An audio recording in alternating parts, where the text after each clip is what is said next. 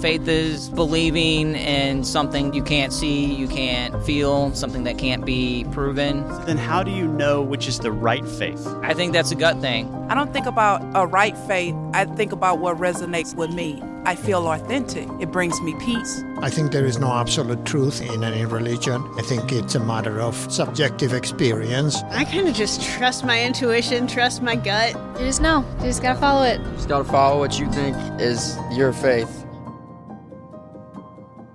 If faith is blind, then what makes one belief better or worse than any other? And if it's just a leap in the dark, why should any of us feel obligated to believe anything at all? My name is Shane Rosenthal. I was raised in a Jewish home but became an atheist at a very young age. Later, as I began to question things, I ended up losing faith in my atheism and converted to Christianity.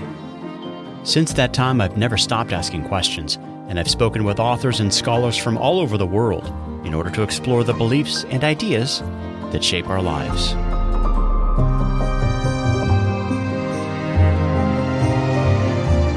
Over the years, one thing I've concluded is this: we're all believers. But because there are so many conflicting ideas and worldviews out there, we just can't all be right. So how do we find the truth? On this podcast, we'll start by asking questions.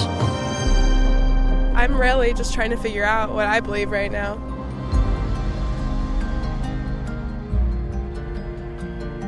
Hey there, welcome to another episode of the Humble Skeptic podcast. This past Friday, I invited Dr. Mike Farley to join me to discuss the question, why should we trust the Bible, at a forum here in the St. Louis area. I discussed some of the issues related to this topic with Dr. Farley early last year on episodes 7 and 8 of this podcast, and I thought it would be a good idea to have another conversation with him, this time before a live audience. On this episode, you'll hear the first part of this conversation, and next week I'll present part 2, in which Dr. Farley and I interact with questions from the audience. Dr. Farley is the visiting professor of applied theology at Covenant Theological Seminary, and he also serves as the pastor of spiritual formation at Central Presbyterian Church in St. Louis. Dr. Mike Farley, welcome to the Friday Night Forum. Thanks for coming. Yeah, thanks for having me. Most of the time I do on-the-street interviews, I've talked with Christians, but on some occasions I talk with the average college-age student. And on this occasion, I asked, what do you think about the Bible? Whether you're a religious person or not, what did you think about the Bible? Here's what I heard. Personally, I think most of it is fiction. Yeah, I just find it hard to believe, the stories in the Bible. And it takes, a lot of faith to believe it, and I don't know where, all these people find their faith. I think that some people find a lot of comfort in it, and I personally don't regard it as being anything. I just think it's a glorified story, but... It's like a guy gets swallowed by a whale and survived, and then, stuff in the Bible, it seems like it can't come true. Someone died and then they come back to life. Unbelievable. Okay. It's hard to believe. I think they just want to believe what they want to. I mean, people shouldn't accept religion as something that needs proof. Religion is faith, and faith is something, by definition, that can't be proven. That's why you shouldn't ask for proofs from the Bible. I have religious friends who've tried to explain faith to me, and I wish it was something that I did have. But faith seems to me to be a feeling that you don't need objective proof because it's just something that you know inherently. And I generally base my theory of the universe based on evidence more than just faith. The Bible? Yep. I actually think it is a story written by several people that were the first candidates of having multiple personalities. And they were hearing voices in their head, and they thought it was God. I think a lot of it also is just, fictitious stories that have been passed down, like Noah's story, Why do you think so many people find it so compelling? I think people just want something to believe in so bad, and the one good thing it does is it does bring people together. I just think it's crazy, though. So, Dr. Farley, what do you think about those responses? Well, they're kind of all over the map. They are. Some of the answers there, which I think is a lot what we want to discuss tonight, is clearly driven by this idea that faith and evidence, or faith and reason, are somehow opposed to each other. Yeah. Inherently opposed to each other. To have faith means not to have evidence, means not to have reasons. That to think of faith as kind of a subjective feeling like that, I think it's a big problem, because it seems to me it's exactly the opposite of the way that the Bible talks about faith. Yeah. And what faith should be. unfortunately, I think this reflects a great deal of what's happened in our modern world that sort of wants to put science and reason in one box and religion and faith in another box. And those are separate boxes. You know, some people find ways to have both of those boxes in their lives, but those boxes don't touch each other. And I think that's the way the modern world kind of thinks about not just the Christian faith, but about religion in general. Exactly. You know, religion and science, religion and reason are just different compartments. Yeah. You know, I mean, I've heard sympathetic people say things like, and you even heard it here, you know, it could be okay if it brings people together or if it brings comfort to people or, you know, that may be fine for you. That's okay. You can have that box in your life. But don't tell me that it actually is reasonable. Right. You know, don't tell me it's actually speaking about the real world in a way that everyone should find compelling. Yeah. Do you think it would be a good tactic to agree with them in a large part that this is the way faith works in most religions of the world? So agree with them that that is kind of an irrational thing, but then at some point make the contrast between most religions in the world and then talk about how the Bible's different, or maybe ask them, why do you think that assumption about all religions is valid when it comes to the Bible? Sure. I think that that anything you can do to get people to think more specifically about, you know, what the Bible actually is saying in contrast to what they're assuming that it says, anything you can do to actually get people to some specific examples, you know, to be able to show people that the Bible actually invites us to use our minds, that God himself engages in giving us reasons to believe him in, you know, in the Bible could be good. I was raised in a secular Jewish kind of home where the Bible was just kind of taken for granted, and no one, whether my parents or my religious instructors, as I was going to Hebrew school, nobody's trying to attempt to tell me this is real. So I kind of privately began to think of the faith in very similar ways to what we heard here, that it's just a bunch of fictional stories. It's the tradition that I'm raised with. And, you know, I wonder if you, in light of that, like, do you think we should have, for example, a much stronger emphasis on apologetic preaching, where it's not just, here are the doctrines to believe, but here's the fact, and here's why it's fact, and here's why the fact becomes doctrine? Mm-hmm. When I was studying the history of Christianity in my doctoral work, there was a statement I came across in my studies that said, if you only understand one tradition, you actually don't understand any. And the meaning was that we often understand what we believe by contrasting it with alternative beliefs or contrasting it with competing ideas. And that it's as we get more clarity about how our view differs from others, we actually come to even understand our own faith better, you know, in that process of dialogue and study and compare and contrast. And I think it's all the more important today because we live in a world where there are lots of competing ideas and nobody can assume that their view is the default view that everyone will get or that everyone will understand or agree with. It doesn't matter where you are across the whole spectrum of religious views. Nobody can just assume that everybody else is going to agree with you. There's a philosopher named Charles Taylor, a Christian philosopher, who says he thinks this is actually what it means to say that we live in a secular age. Not that everybody's become an atheist, but it's secular in a broader sense that nobody's view is the default. Unlike the way that, say, Europe and North America were 200 to 300 to 400 years ago. Right. You know, if you lived in France in the 1400s, you would be a believer in the Christian God, like almost by default. It would be almost impossible for you not to be because the whole society was so dominated by that one viewpoint and it was so pervasive. And so Charles Taylor has written all these big books trying to ask this question, how did we get from that to today, where no view is the default at all? Right. He thinks that's what it partly means to become a secular society. But I think it can be easy for Christians to feel threatened by that process, to think there's so many different views out there. How can I ever, how can I live in this world? But realize that that's exactly the kind of world into which Jesus and the apostles and the early church actually came and lived. That some of the greatest periods of Christian growth of the church happened in the first several centuries of the church in a pluralistic Roman world that was just filled with different kinds of religions. all kinds of different religious options and philosophies that were all competing with each other. And the gospel of Jesus flourished in that environment. And it can do so in our own day. One thing we can learn from the early church is exactly what you were suggesting, that we have to, in our teaching, in our preaching, in our study, when we're trying to work out and understand our faith, we have to do this in a way that is relating it to the different viewpoints that I think exist in our own culture. You know, and they weren't saying if you become a Christian, you'll have wonderful experiences. You don't see that kind of an argument in the book of Acts. They didn't say, give Jesus a chance or pay attention to that deep spiritual intuition somewhere deep in your heart.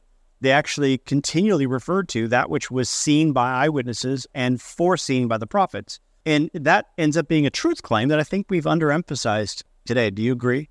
I think a lot of Christians want their neighbors to see that their faith is relevant. Yeah. And so in trying to make it relevant, a lot of ways that we try to do that is to try to connect our faith to the experiences that people have. Yeah. You know, we want to say our faith will give you meaning in life. It will give you purpose in life. It's practical. It will give you guidance in life. It will help answer the hopes and desires that you have in your heart. And there is a side of the truth that is that's an important thing to do. You know, I think there is a way in which what God has revealed to us in Scripture actually does meet the deepest longings of our hearts. It actually does give us practical wisdom and guidance. But those things only happen because of the objective truths about who God is and what He's done in the world. So our experience of God is only as good as the truth about God that actually grounds all those things. Yeah. You know, and so I think that our desire to make the faith relevant and attractive sometimes winds up giving the impression to people that that's all it is. Yeah. You know, rather than a foundation of truth about who God is and what He's done in the world. Like we heard it in college students. A lot of them thought it's not true in the historical sense. Do we need to do more work there? I think there are a lot of people who, if they don't come from a church background, they may very well have encountered teaching about religion through TV programs or classes in school, or perhaps a freshman level college class about religions in general. And you know, when you watch various PBS specials or things on the Discovery Channel or any number of, you know, YouTube, you know, videos, you can see they often try to portray all religions as sort of being like equally a bunch of myths. Yeah. Like equally a bunch of sort of fantastic stories. Mm-hmm. And isn't it amazing that there are all these fantastic, crazy stories that ancient peoples made up? You certainly can find mythology stories from the ancient world that are fantastic, that I think are totally unbelievable. You know, and I think a lot of people generalize and think, well, Christianity must be just like that too, without actually having read the details. And I'm often struck, just having come out of the Christmas season, I'm always struck when we do these readings from Luke 2 every year, when we read the Christmas story from Luke 2 and it starts, in those days, a decree went out from Caesar Augustus that all the world should be registered. This was the first registration when Quirinius was governor of Syria. Like, that's not the kind of thing that ancient people sitting around a campfire just sort of made up off the top of their head. It didn't start off once upon a time. There's an allusion to all these historical details, to all these particular people in particular places in a first century setting, you know, clearly. And Luke, if we turn back a chapter in Luke, we find that he opens his whole gospel saying, I've examined multiple orderly accounts of Jesus' life, and I've sought to put those together and write my own orderly account for you so that you can believe. I mean, here's a man. So that you can have certainty. Yes. So that you can know that these historical events that I'm reporting to you are true. That generates its own sense of relevance. Yeah. You know, that this is not some story about how three gods came together and built a flat world on the basis of turtles all the way down. You know, this isn't a mythological story of that sort. The gospel writers are talking about actual people in actual real space-time history. Do you think part of the problem is that people today are a little bit more anti-historical than they used to be? In other words, there's a plausibility to say, well, it happened so long ago, who's to know what really happened, and were people all superstitious back then anyway? Yeah, I do think that a lot of people don't understand how it is that we know things about the ancient world. Right. You know, where do we get these sources? How do we know that they're trustworthy? Yeah. A lot of people, I think, fewer and fewer people, I think, understand how that works. Yeah. And why that's trustworthy. So yeah, we have a lot of work to do. Yeah. So if you were having a conversation with someone who didn't understand that, what might you encourage them to think about as they're processing the Old and New Testaments? Like, why are these better understood as historical documents rather than legends and mythology? Well, I think part of what we have to do is that we need to be able to have examples where we can show how things in the Bible do relate to things that we also have information about elsewhere. Yeah. They may not know those other sources of information. For example, there are people on TikTok and YouTube who make the argument that Jesus was never a real person at all. Jesus is just a mythological figure. There was no such person as Jesus of Nazareth. This makes the rounds on the internet all the time. I mean, no historian believes this. So what you would have to do is not just read the Gospels. What we can also do is say, I can give you quotes from 5 other historians that were writing in the first century who allude to this person, Jesus of Nazareth, as a real person in history. Yeah. They may not know what those other sources are, but if you're able to make those connections for people, all of a sudden the Bible gains credibility or more credibility. Or at least it puts a rock in their shoe to give them something to think about. Right. You have scholars who said the Book of Mormon makes all these claims about cities and people and events that happened in North America. And yet when people who want to try to test that and say, okay, well, let's do some digging. Let's try to find out where these civilizations actually did. They come up with 0. Yeah. But with the New Testament and the Old Testament, you often will have people who are initially skeptical who dig into the evidence and actually come out believers on the other side. Right. Like this happens over and over again. There was a famous 19th century scholar, William Ramsey. He intentionally set out to prove that the book of Acts was non-historical. He set out to prove that Luke was not writing truth about history. And having done all the work, he comes out on the other side saying, Luke's a great historian. He's the greatest historian who ever lived. That's right. Luke is a fantastic historian. There's a 4-volume work about just Luke's writings in the book of Acts about how the details that Luke alludes to in the history of the first century are corroborated over and over again by what we know about them. And when you do that kind of detailed analysis, reading those kind of historians like Ramsey, who's great, when you actually see what a reliable historian he is, especially throughout the book of Acts, where he has all these historical figures, like Gallio, where he was ruling for just one tiny narrow piece of time, and we find an inscription with that same ruler in that same place. I just gained so much more respect for him. And it's funny, Ramsey at one point says, whenever I'd make this claim that Luke is not just a reliable historian, but the world's greatest ancient historian, whenever I'd make that claim, the skeptics I used to hang around with would always come back with this thing, yeah, but what do you do with, in the days of Caesar Augustus, there went out a decree that all should be taxed, because he mentions Quirinius, and there's some historical uncertainties in that. And so Ramsey decided to do some work there. At the end of it, we see that there's really good evidence that Quirinius was in charge of a census. There are some questions about the timing, and was he over here the secretary in charge of it and then became the governor? And that's where it gets confusing. There are very good answers to that, but we see the claim in a lot of the secular scholarship that Luke doesn't know what he's talking about. No, you actually have it all wrong. It's you guys don't know what you're talking about. Luke has to be given more respect. Yeah. Obviously, when you listen to the street interviews, you could tell, like the one guy who said, I prefer to have evidence for my views. I'm with him. I want to have evidence for my views. But it sounds like, as he was talking to his Christian friends, he was under the impression that faith is just a feeling and it's just this kind of blind leap that doesn't require evidence. So where would we go in the Bible to see that it is okay with evidence? Well, I would go all the way back to parts of the Old Testament. We see it in the life of Moses. You see how Moses actually poses this question to God. Yeah. What God calls Moses. Moses has this encounter with God in this burning bush. And God tells Moses, I want to send you back to Pharaoh, the most powerful emperor in the world at the time, and tell him to let all of his slave labor go. And before that, go to the people of Israel and tell them what you're going to do. And go to the people who you're going to free and tell them that I talked to you, that you're going to be their leader and you're going to lead them out. So you got to talk to Israel, and then you got to talk to Egypt, and you need to tell them that this is what I said. And he says, oy vey. Yeah. Moses says, how will they believe? They're not going to believe. How will they believe? Yeah. Moses is skeptical. And he's worried not only about his own skepticism, he's worried about other people's skepticism. Yes. How do I answer other people's skepticism? Yeah. And God does not say, just go and say it and they'll have a feeling. I'll give him a burning in the bosom. That's right. That's right. He doesn't say you'll have a feeling. He says, I'm going to give you a miracle to do. and if they don't believe that miracle, I'm going to give you a second miracle to do. He gives them observable actions that reveal that there's something supernatural going on. So outside of his words, that confirms the words. Something beyond Moses' power is at work. Yeah. That in a way that can be observed and tested and known. And that multiple people can all observe and agree and test together. And when you get to the end of Exodus 4, when that happens, he goes first to the people of Israel.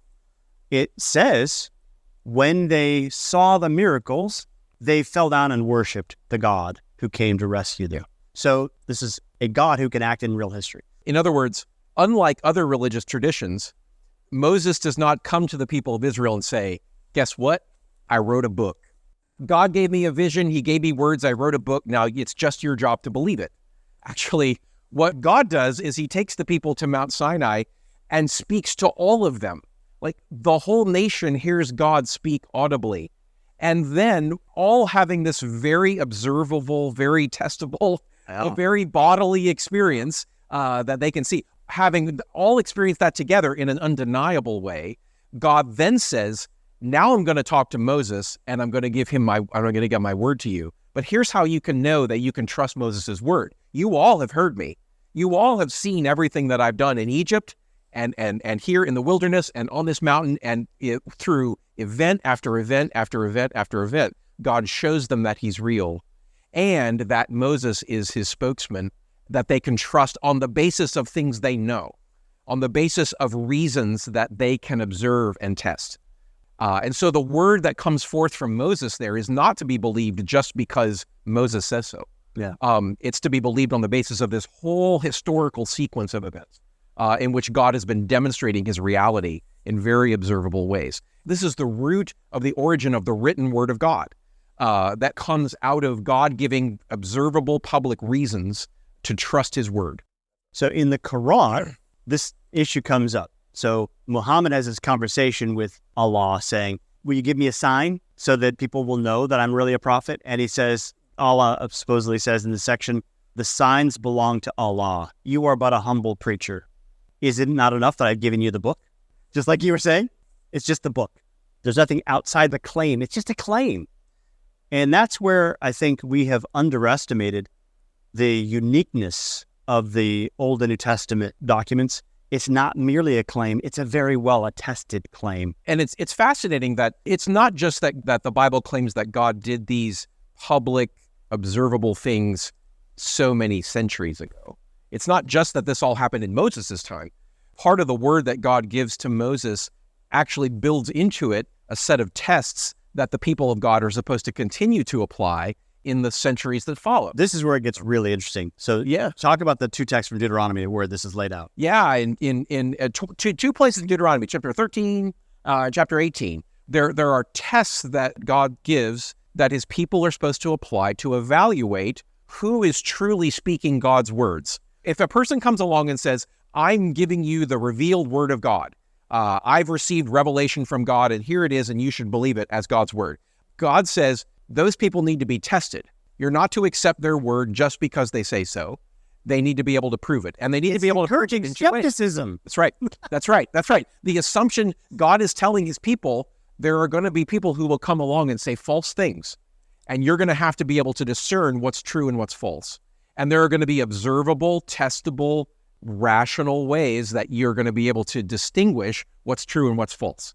And so God told his people to apply two different tests to those future prophets. So what's the first test? Now, the first test is whatever they say in the future has to be consistent with what God has already said and already confirmed through Moses. That's Deuteronomy 13. So whatever prophet comes with more revelation in the future, it has to agree with the revelation that already is here. So, for example, if that text says, if he comes announcing that, you should worship other gods, plural, even if he performs miracles, the external attestation isn't enough. It has to be attesting to that which is in sync already theologically with what Moses has already revealed. Yes, God is not going to say one thing at one time and then say something entirely contradictory at a later time. That can't be true. Jesus says something similar too, doesn't he? Like you can have lying signs and wonders. Oh, yeah. Yeah. I mean, the Bible has a very supernatural view of the world and says there are evil spiritual forces that are at work in the world that have powers beyond human beings.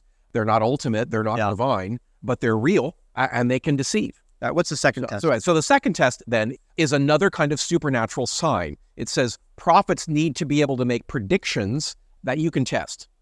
So if a prophet comes along and says, I've received the new word from God, and if it does agree with the word of God that's come before, and the prophet also makes a prediction about something that you can see come true, the combination of those two things confirms what that prophet is saying. So in other words, they need to be able to make short-term predictions that show that they have access to knowledge that only God could have, not merely a human being. Now, prophets will come along and also make very long-range predictions, but whether you believe those long-range predictions about things that will happen centuries in the future depends upon whether that prophet is reliable in making short-term predictions that you can test. And it's the testing that's important in that. Yeah. So in other words, in order to take this additional prophet and to staple his words to Moses, which has already been corroborated with the people of Israel, to be added to the canon, he has to be confirmed as a person who doesn't merely make claims, but is authenticated as the true prophet. Yeah. So can you give us some examples where there's a prophet who made short-term and long-range prophecies? Oh, let's see. Samuel does this. Yeah. For example, he tells Saul, go here and here's what you're going to see and here's what you're going to find. Yeah. And thus and so, and lo and behold, Saul goes out and experiences just what Samuel said was going to happen. You have examples where the Assyrian army is threatening, and Isaiah says to Hezekiah, I believe, stand fast, God is going to fight for you. And lo and behold, the Assyrians are defeated. Well, he says actually that the entire land will be laid waste except for the area of Jerusalem. And sure enough, we actually have corroborating evidence to that effect. Yeah. Elijah comes along and says, it's not going to rain for 3 years. And it doesn't rain for 3 years. And everyone could see that and test that. So what do you say to those who might respond to that and say, okay, you're just telling me the story that the Bible itself is unpacking, but that attestation that's baked into it is just all part of the fiction? Right. So it is true that we don't have independent sources outside the Bible to confirm everything that happened. Everything, yeah. We don't have that. But what we can show is that lots of parts of the Old Testament and New Testament actually do make references to actual historical people and events and situations. And we do have some historical evidence that actually can show that that's consistent. Yeah. That's truthful. So we can try to build a more general argument to say, in all the places that we can test the Bible's claims about history with other sources of knowledge that we have about history, we can show that the Bible is actually accurate and truthful. Yeah. So we can build a kind of general case that for the reliability of that. And in a sense, skeptics of the Bible have had to concede more and more and more of the Bible's truthfulness over time.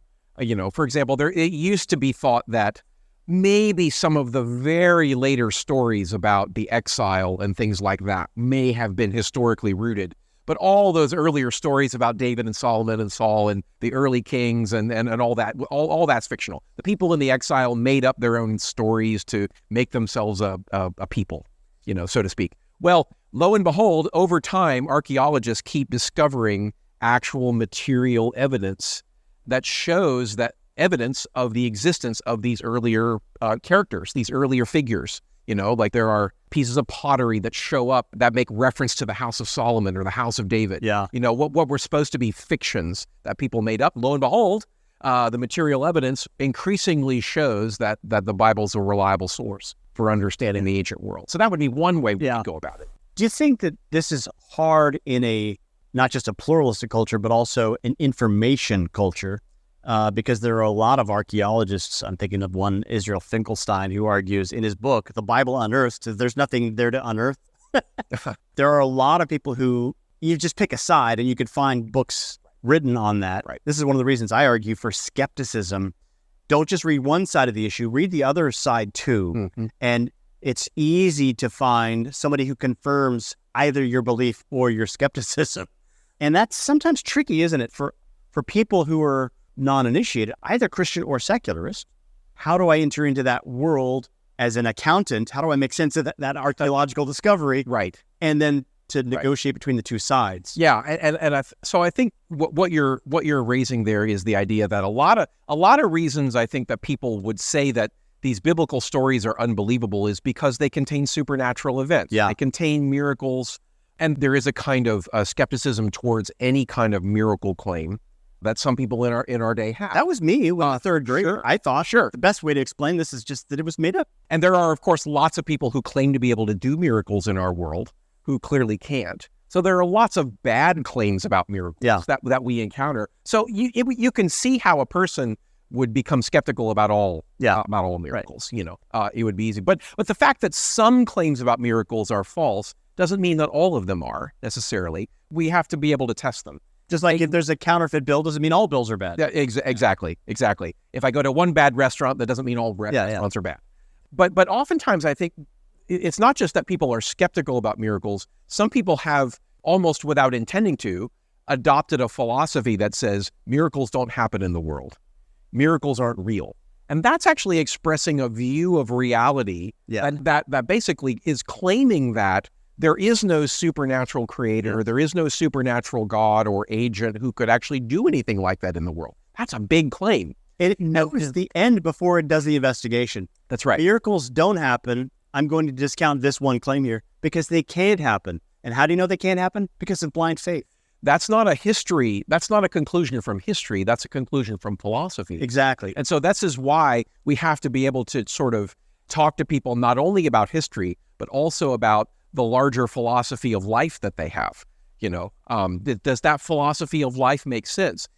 What I find is especially strange is you will sometimes hear people say things like, I kind of really don't think something like a virgin birth could happen. Yeah. Right. But I believe there's a God, which is really strange. I'm thinking if you think there's a God who could actually create the whole physical universe out of nothing, virgin births don't seem like a pretty problem. Right. So sometimes it's just we need to get people to connect those dots to see if you have reason to believe that there actually is a God, and we'd have to talk about what kind of God do you believe in, for sure. But there are a lot of people who believe that there's some kind of higher power, there's some kind of supernatural power that stands behind our universe, created our universe. Well, if you believe that there's something supernatural like that, miracles shouldn't be such a big problem. But we have to get people to connect those dots. And what does it usually say? Like, you want me to believe in God. Well, I won't believe unless he shows up here right now and performs what? Some kind of miracle. Yeah. Okay, so I had a friend who did this once. He said, okay, all right, let's just say he did show up and do that miracle. Would you want your kids to believe? Would you want your grandkids to believe? What would you do to get your grandkids to believe what you just witnessed? You're like, and then he told them about the miracle. Started connecting the dots to the kind of language that was recorded in the New Testament. Yeah. I thought it was really interesting. So in other words, what kinds of things could corroborate the claim to omnipotence? Well, if a God was omnipotent, he has all power, he would be able to levitate and to do all kinds of things. In other words, we want proof of faith. All right, well, there's another kind of proof, though, that I think the Bible itself presents, and that's the proof that's not rooted in omnipotence, but omniscience, right? So listen to this language here from God in Isaiah 41. Set forth your case, says the Lord. Bring forth your proofs, says the King of Jacob. Tell us what is to happen. Declare to us the things to come, that we may know you are gods. Here God is ridiculing, mocking the dumb idols who can't speak, who can't tell us what's to come.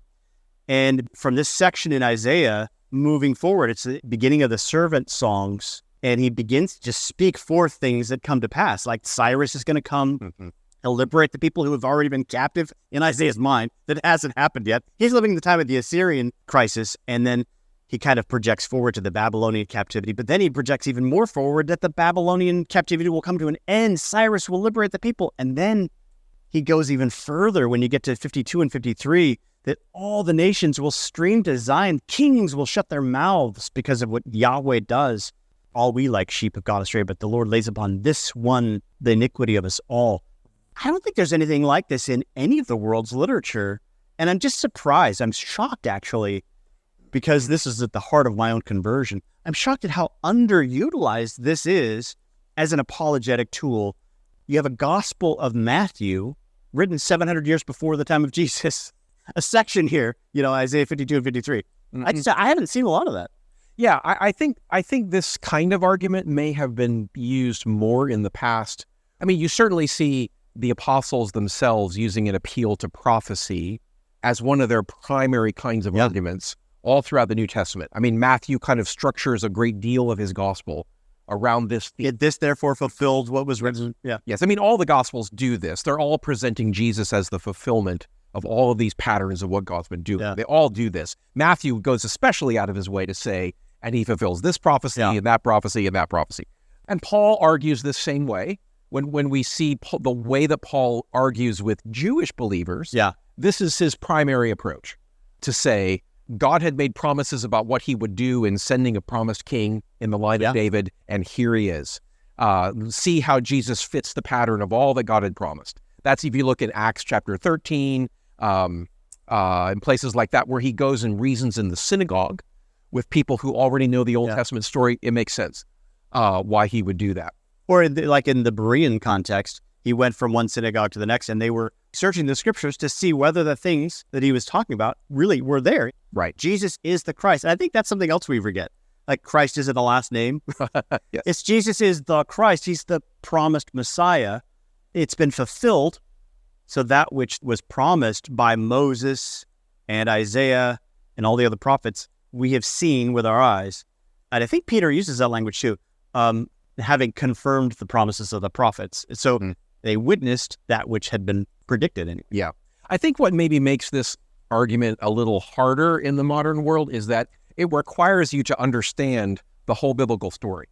Which is what you kind of see in Acts 17 when they're at Mars Hill. So what does Paul do in Mars Hill? Yeah. So when Paul goes into Athens and he's reasoning with Greek philosophers who aren't as familiar with all that Old Testament background and history, he doesn't start with prophecy. He looks around at all the altars to all the gods in Athens and he says, I see that you are a religious people. And I also see that you have an altar to an unknown God. You're actually skeptical enough that you're willing to admit that there might be something that you haven't found yet. So for Paul, that's his jumping off point. I want to tell you who I think that unknown God is. And then he actually quotes some of their own philosophers and poets, not the Hebrew Scriptures. He starts with their own literature to say, here's what your own writers have said about God. He finds common ground in what he believes and what they believe about God and starts from there. But then he goes on to testify about how this God who made the world, who created all peoples and all nations, came to us in the person of Jesus. And we can know that, he says, because he raised Jesus from the dead. He's given proof of this by raising him from the dead. Yes, you can know that this is the creator God because he brought Jesus from the dead. And that's where he lost them. He lost some of them. For reasons that have to do with their philosophy. But it's interesting. Eventually, Paul lands the plane in the same place. Exactly.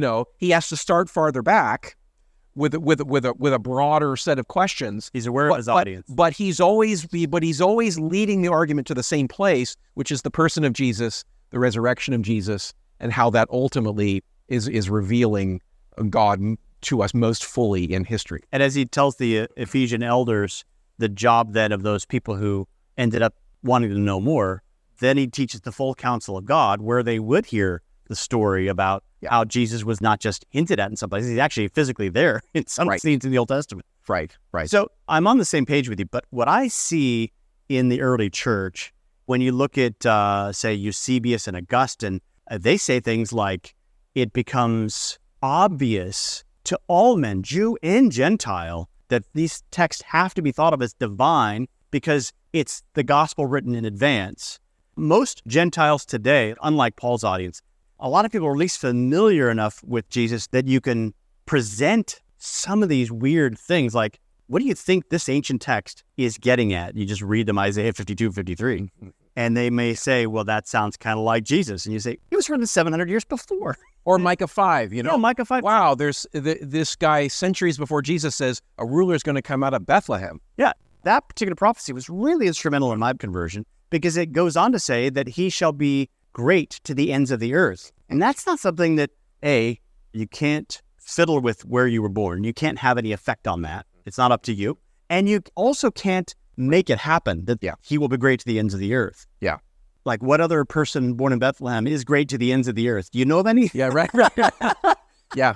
It's a great point. Yeah, and that's an especially important point when we think about how there are some skeptics who will say Jesus was wanting to present himself as the fulfillment of the Old Testament story. Yeah. But a person who wanted to do that, who already had this existing story that he wants to connect himself to, well, he would just intentionally going around try to make himself fit. Like the donkey. I'm going to get the donkey. I'm going to do the triumphal entry. Yes. But when you look at that text, it also says he'll be great to the ends of the earth. If you look at the Zechariah guide pass. That's right. Yeah. There are all kinds of things not in his control. Yeah. That also come true and that were predicted. So yeah, I do think you're right.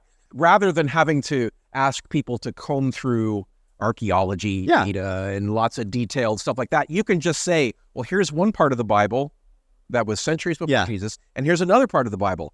Isn't that interesting how they all fit? Yeah. How do you explain these weird texts? The fact that you have so many biblical authors who wrote over many, many, many different centuries in different languages from different cultures, and yet the whole story fits together. Yeah. Like it's that internal unity that it is, I think, also really striking. Which I think is what's implied there in Deuteronomy 13. The story's going to be consistent. Yes. And it's going to be miraculous. And then Deuteronomy 18, and I'll tell it in advance. Right. It's all those tests come together. Yeah. In the person of Jesus. Yeah, that's right. And the one other thing I wanted to say was how would we also speak to skeptics about stories in the Old Testament? Yeah. I think another piece here is different parts of the Bible can confirm other parts. Particularly the authority of Jesus can also confirm the authority of the Old Testament for us. If we start with the person of Jesus and can show that Jesus is who he claimed to be, if he actually is God come to us in real history as a real human being, then necessarily he is the true and ultimate authority on everything that he teaches about. Yeah. If he is in fact God, the creator God himself, come into time and history, then of course his word is authoritative and true. And we can then say, and Jesus believed the whole Old Testament. Yeah, thy word is truth. The scriptures cannot err. Yeah. Yeah. There was a New Testament scholar named John Wenham who wrote a book called Christ and the Bible. And he wrote a whole book to show what was Jesus of Nazareth's view of the Old Testament. And he's able to show just how thoroughly the Gospels show that Jesus treats the whole Old Testament as the Word of God. And he's a great scholar. He was at Oxford, I think. Trained. Yeah. John Wenham, great stuff from him. Yes. So that's another way to sort of reason indirectly. Even if we don't have independent sources that can say, oh, we have this other historical source that tells us there was this prophet Elijah and he did these things. Even if we don't have a source like that, we can have evidence to believe that Jesus is trustworthy, and Jesus' opinion, therefore, also should be factored into our thinking. Super, super powerful argument. What's Jesus' view of the Old Testament?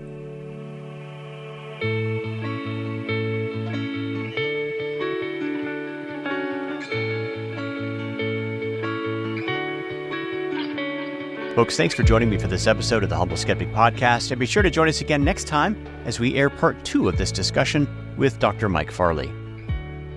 On this episode, Dr. Farley referenced the work of archaeologist William Ramsey, and if you head to the show notes, you'll find a link to an essay he wrote on the historical reliability of Luke's reporting, along with many other related resources. On a program note, as many of you are aware, this podcast requires a little more production time than average, particularly when a given show has a lot of moving parts and creative segments. For this reason, other podcasts of this kind, even with decent-sized production staffs, typically end up releasing their episodes seasonally. My own goal is to release one episode per week whenever possible, but since I'm a one-man band, I'm not always able to do this. Over the past couple of months, I've been releasing some of the longer interviews that I've recorded over the years, which has freed me up to work on a book project that will be coming out this spring. The title of my new book is Questions of Faith, which relates to many of the topics that I've been addressing on this podcast over this past year. Well, I've still got a little more work to do to put this project to bed, so I'll be airing a few more of my longer interviews over the next several weeks, and after that, I've got some exciting programs in the works. Speaking of things that are in the works, consider joining Greg Kokel, Jeremy Smith, and myself for a discussion of Conversations That Matter this coming April. This conference will take place here in St. Louis, and you can find more information about this and other events in the show notes. A quick word of thanks to all those of you who decided to support this podcast, either by making a one-time donation or by becoming a paid subscriber through Substack. Thank you so much for making this work possible, and I look forward to being with you again next time as we discuss the beliefs and ideas that shape our lives.